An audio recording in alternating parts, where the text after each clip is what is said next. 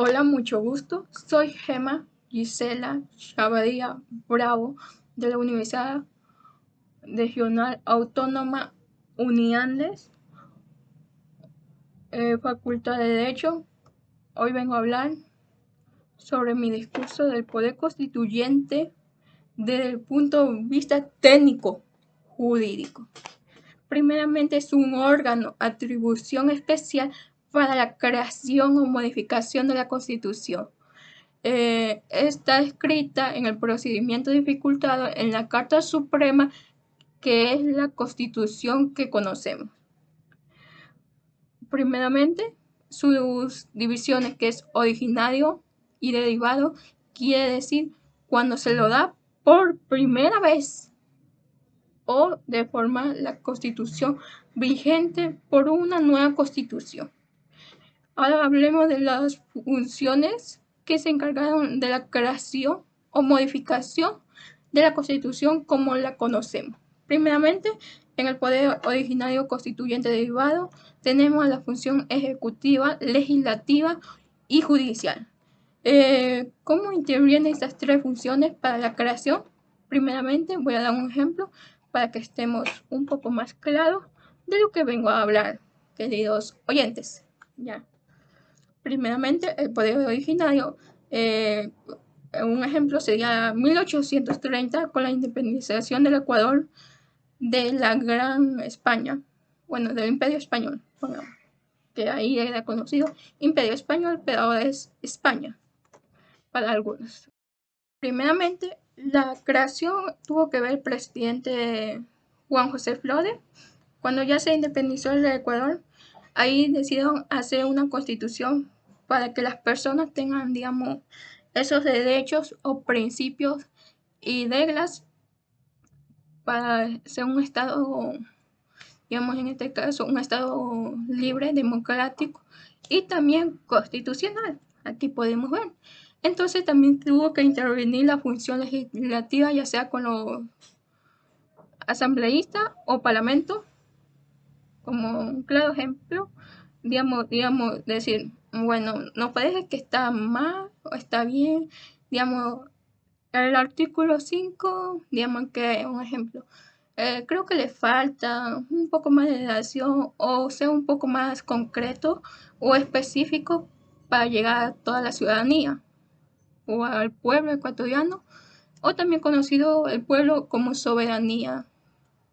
Ya, la función judicial, vamos a ver si tiene justicia, porque ahí también se querían ver si había un tipo de justicia así, según lo que venga, digamos, que no vayan en contra de los derechos, pongamos un ejemplo, el derecho a la libertad, de si salían de una colonización que era una esclavitud, que debían pagar impuestos, todo eso a la, bueno, al imperio como tal. Ahora vamos a hablar del poder constituyente derivado y quiénes fueron. La Asamblea Constituyente fue la encargada de la modificación de la Constitución. Y ya se viene hablando de esto desde 2008 con el mandato de Rafael Correa, que recién aparece esta Asamblea Constituyente, este poder constituyente derivado. Ya, vamos a hablar de este ejemplo. Por ejemplo, 2008 con la creación, bueno, la modificación de la Constitución como tal.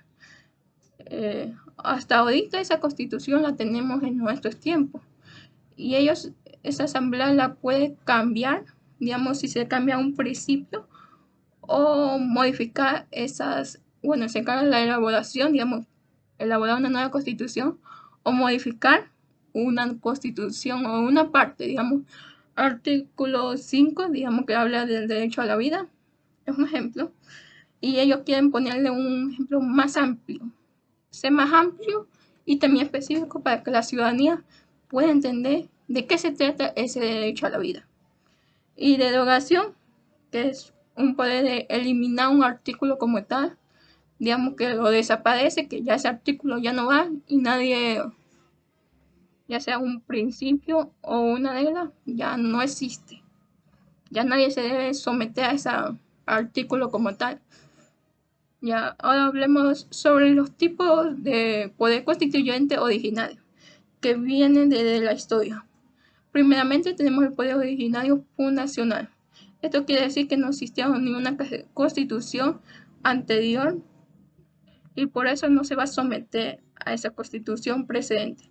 También no había un ámbito jurídico, que recién se va a ver un ámbito jurídico. ¿Ya? Otro quiere decir el proceso de separación o cesión. Esto es un claro ejemplo, bueno, primeramente voy a hablar del ejemplo y después de qué está compuesta.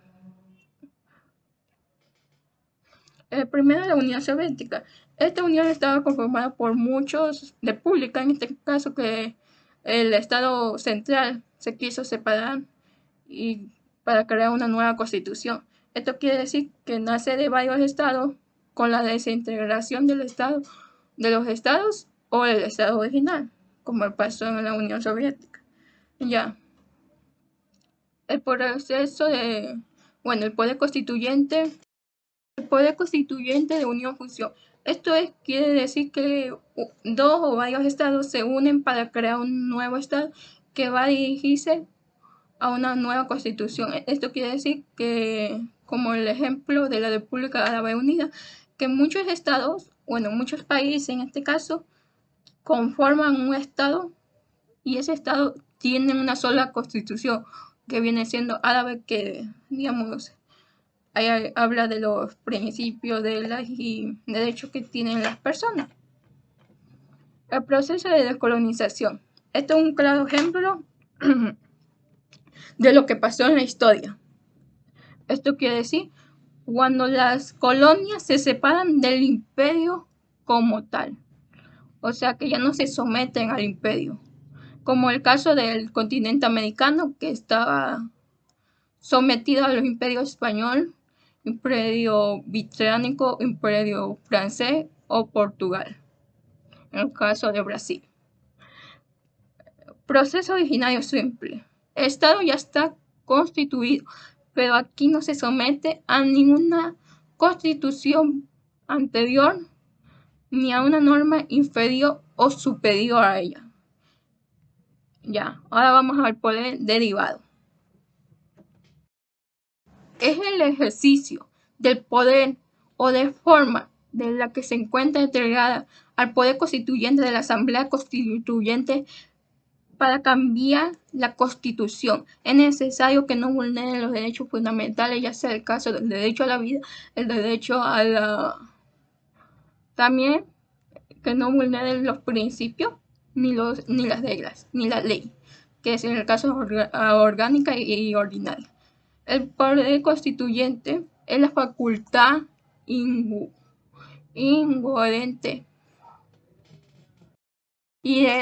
excepcional y autónoma de un cuerpo político de la sociedad, que fija las normas básicas de la organización de su funcionamiento para la convivencia política y jurídica. En la vigencia, la Constitución. Para terminar mi discurso, voy a hablar sobre el poder constituyente. El poder constituyente originario no puede darse cuando no existe un ámbito jurídico, cuando pasa, digamos, de una derogación o separación,